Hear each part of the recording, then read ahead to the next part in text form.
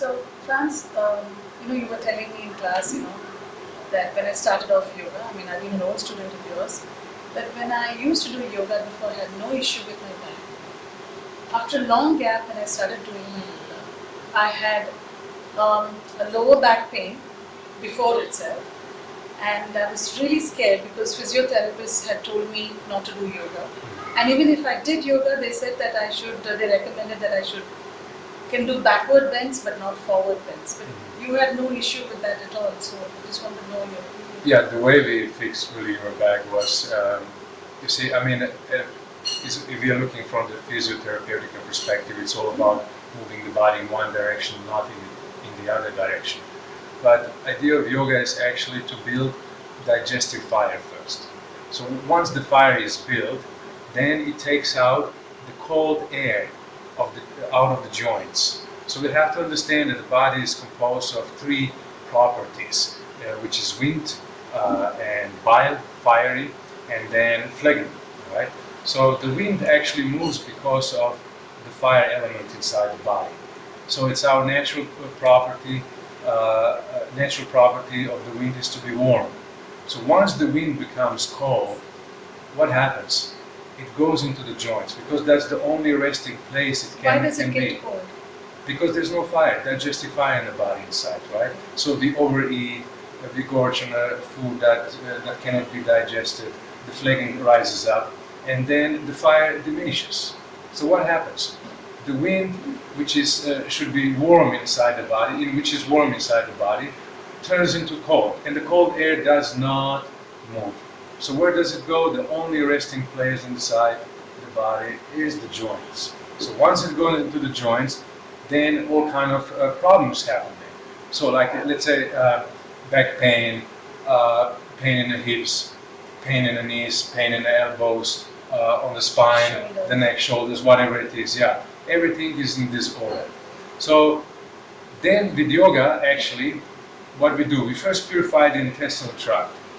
And with it also we light the digestive fire. Digestive fire actually dwells in the liver. It doesn't dwell in the stomach as people would think. Sure, the stomach gets hot, but actually digestive fire dwells in the liver. So once digestive fire is hot, then the cold air in the joints also become warm, and it goes out of the joints. It starts flowing naturally in the body. So that's why when you start doing the poses, you go, let's say a doctor told you not to bend forward. But I'm saying, okay, once you're warm, you took the cold air out of the body, and then you can bend forward, and you have no pain whatsoever. And somehow you even feel it is beneficial. I know, I was surprised because I was actually frightened. You kept telling me to try as much as I could, and I was a little skeptical, but I had no issue. There was no pain at all.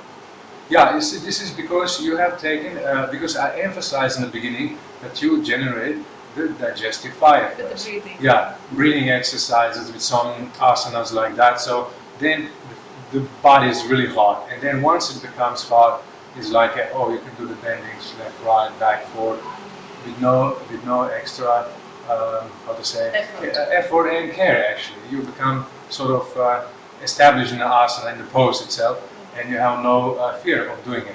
Yeah. So like this. This is usually the case. So always remember, the cold air has to be taken out by first lightening the fire of digestion. So once this is done, then you can do all the bendings. Otherwise, the cold air, let's say we go to any fitness club or something, still remains there, right? So even if we warm the body is hot, but the cold air still hasn't gone out, because there's actually no manipulation of pranas inside the body. Okay, let me explain you a little bit more. So, what is prana? I mean, what are the pranas? We have 10 pranas inside the body. Actually, 5 are major ones. So, the concomitant sum of all these 5 pranas, it's called wind element inside the body. That's called vata in Sanskrit. Vata means that what moves, right? And then we have 5 pittas, which is a fire element, bile element. And then we have 5 kaphas, which is a phlegmatic element, and water element. So then these pranas, we manipulate them with these 4 breathing exercises and in the asanas itself. Because yoga, after all, is all about manipulation of pranas. So once we do the asanas, all of this gets balanced? Yes, Automatically? exactly. So I mean, it's not like if we do just any asanas and this gets balanced, right? Yeah. First of all, we do the breathing exercises. We stabilize the pranas. We have to make each of these 5 pranas flow in their respective directions, right?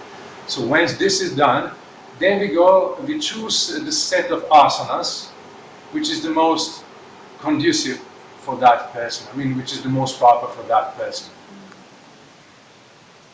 Okay, so basically, as I said, Not any asanas, but yeah, just just a follow the certain order sequence. like this. So I designed this course set that has a particular set of asanas that's coupled then with the breathing exercises, and then that gives the effect. For example, most of the people actually can do it. Very old, maybe more difficult. So this pain in the body, the lower, for me Mm. specifically lower back pain, is it because of a problem in the colon or the intestine or the liver? Okay, it's a very good question. Actually, it's an extremely good question. It's you see, it's all connected.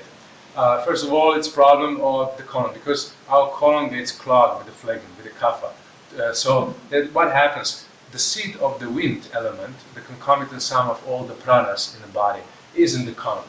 Okay, so then colon goes into spasm. It's clogged. Too much mucus inside. It's clogged. So it goes into the spasm. So then the air goes into where? The colon is on your left side, right? Yeah. Where does it go?